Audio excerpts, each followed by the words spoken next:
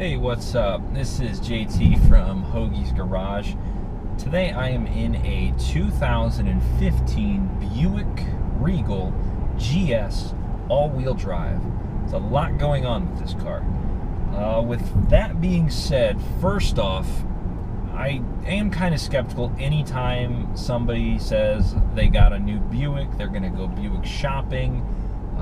You have to see this Buick, go drive this Buick. That word just comes across as an old person's car. It does. It doesn't sound like a car I would drive.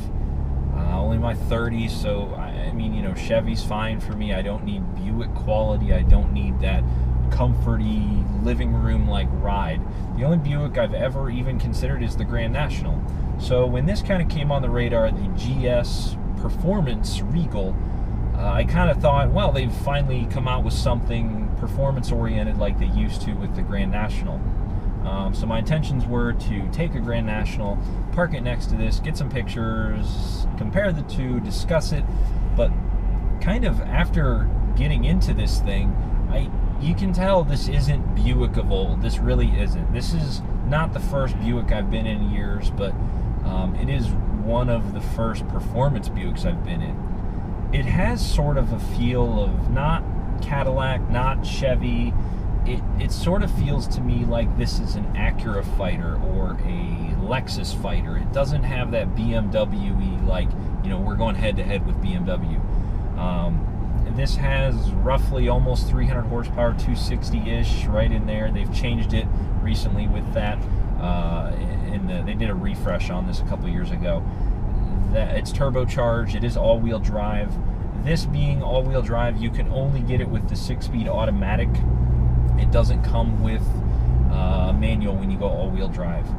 It is January in Ohio. We're in Akron right now, kind of cruising around. There's a snowstorm impending for tomorrow. I did get a chance to take it into a pretty heavy blizzard on Monday, and it was a trooper. It plugged right along. It wasn't that quasi all-wheel drive where you could tell it was kind of trying to work. It really did. I mean, I just plugged along at 60 miles an hour down the highway on a completely snow-covered interstate. So the all-wheel drive system kind of made me a believer. As far as the car in general goes, it doesn't have oomph. It doesn't have like power like you'd expect from a performance car. It's not a V, you know, a V Sport like it's not a V Series. It's not even an M car. It's kind of something in between that. It goes though. It's a weird power band in the middle of the RPM range, and when you get it there, it will go. It's odd to describe. I mean, it doesn't have LS engine power, and it's not really supposed to. It does have this trick feature though. When you press the GS button on the dash, it kind of does a number of things, from suspension settings to steering feel. It does tighten the magnetic shocks. It changes the shift points. It does quite a bit, and even the gauges magically change to a exciting GS look. And when you say all that stuff, to me it kind of sounds like, you know, the sport button on a Mini, or the sport button on, I believe there's one of the GTI, those kind of cars, like a pocket rocket type small little hot hatch vehicle. But this actually is noticeable. When I turn it off, the ride gets more comfortable. The steering's less effort to do it. But I've pretty much been driving with the GS mode on the entire time, which has probably hurt my gas mileage because it does sort of hang in the RPMs a little bit. The saving factor on this car, if you can get past the power, you know, which I'm not a fan of the power band on it. It does still feel like a 4-cylinder, but it's not slow by any means.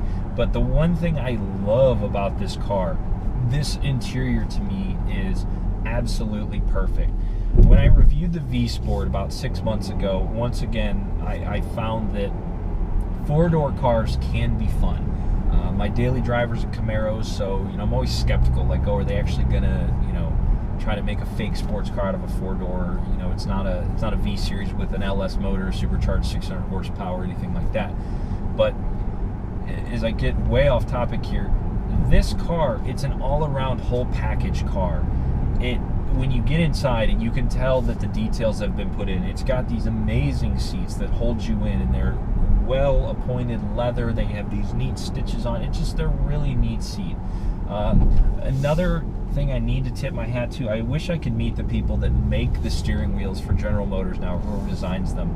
They're absolutely perfect. If you look at the steering wheel in my Camaro, it literally looks like a piece of rubber got thrown around an airbag and they put some, you know, generic leather on it that hasn't lasted.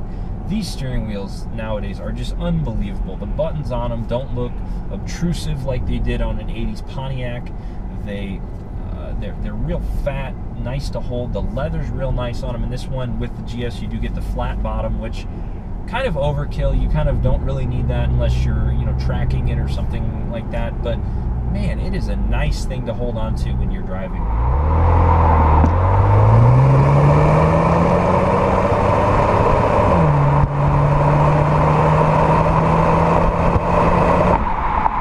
When you get into this car, you can hear it here. It does kind of have a lazy shift to it, I will say that.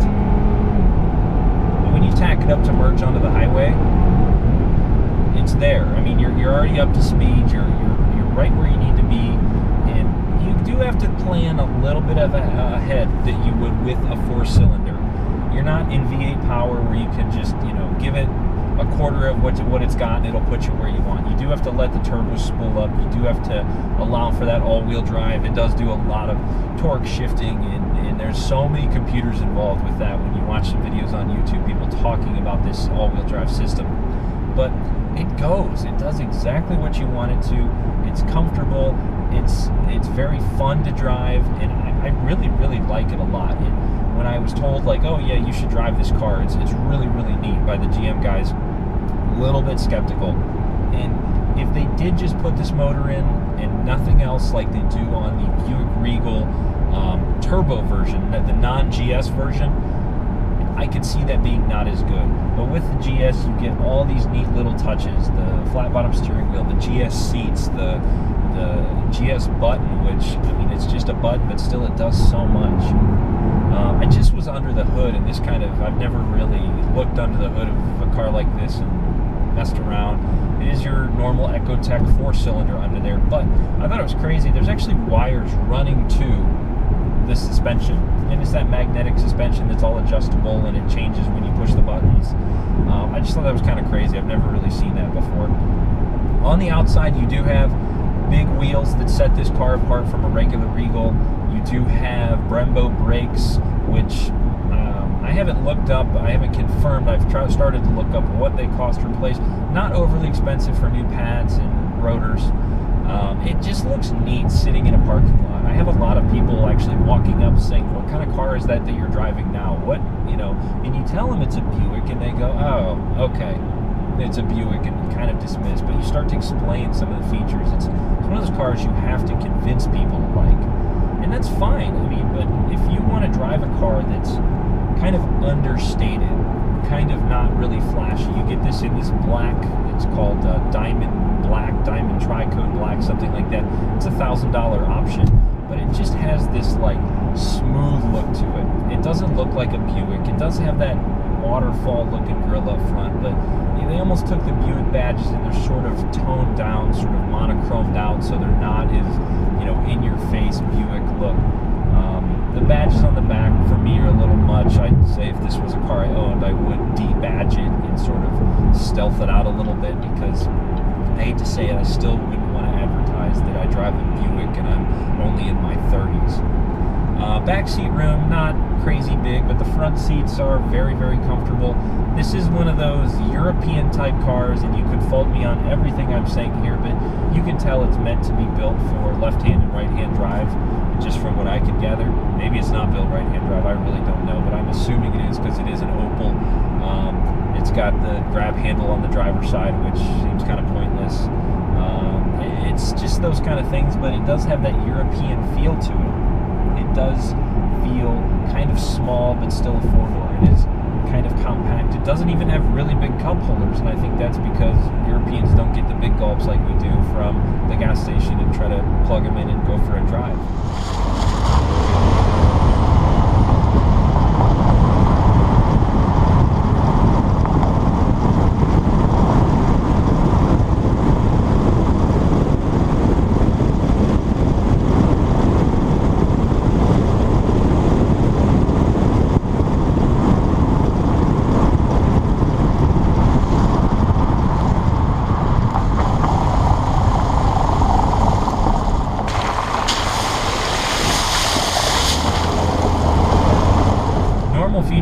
expect on a $45,000 automobile.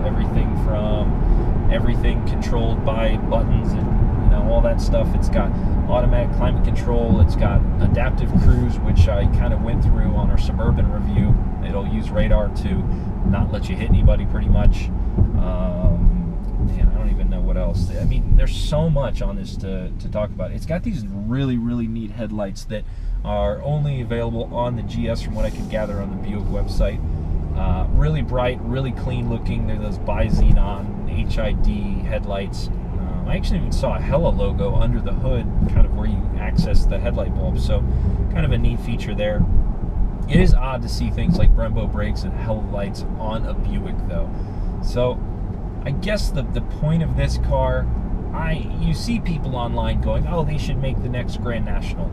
This isn't it. I would not put the Grand National name on this car. I do like that they haven't bastardized that name yet and thrown it out there like they did on a Malibu SS in 2008. They're waiting for something, I hope, and I hope they use the Grand National name somewhere, someday.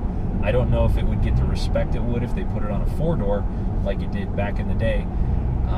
But this being the GS version, I think it's done very, very well.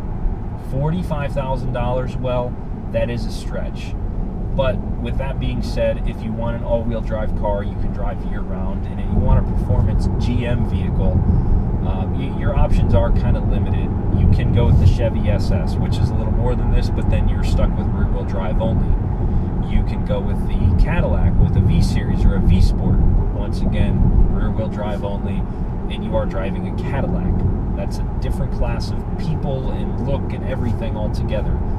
Buick, I think if you parked this in your job and you work somewhere where people judge you or they look at you, they're probably going to think you're pretty boring, which, if you like that kind of thing, you don't want attention drawn to you, but at the same time you want to drive something that goes and it's fun and it's got some unique features to it, this would be that car. I'm really curious to look at sales figures and how many of these they actually sell. You see a lot of regular Regals out there, but I don't know if I've ever really seen GS models. So that is the kind of my spiel, my take on this vehicle. Once again, a 2015 Buick Regal GS all-wheel drive, pretty much every option possible. I like it. I do. It's fun. I'm kind of going to be sad to get rid of it because it's functional, it's fun, and it's just got some neat little features on it. Check out the video I did on the electronics, the gauges. It all kind of works. It does a great job. I also do a video on the OnStar features with this. One cool thing, I've never had a car that does this, last thing, it does have Wi-Fi, which if you're somebody that hasn't done the mobile Wi-Fi thing yet, you think it's kind of gimmicky, I think it's going to be the wave of the future. It's going to be like the TVs built into the cars in the 90s, where it's just going to be something that's going to be an option and you'll always be able to access it on, I think, the cheapest car to the most expensive someday. So hoagiesgarage.com, that's where the full review is on this, write-up, pictures. I'll go kind of more in-depthly on everything I just said, but definitely a car you should consider if you're looking for a four-door performance-oriented vehicle. Thank you for watching. I appreciate it. Check out some of our other videos. I have a lot of product reviews, different things like that. hoagiesgarage.com. We're on Facebook, Instagram, even Pinterest. Pretty much everywhere you want to find us, you can. You can find different vehicle reviews, product reviews, like I said. It's all there. Thanks for watching. Have a great day.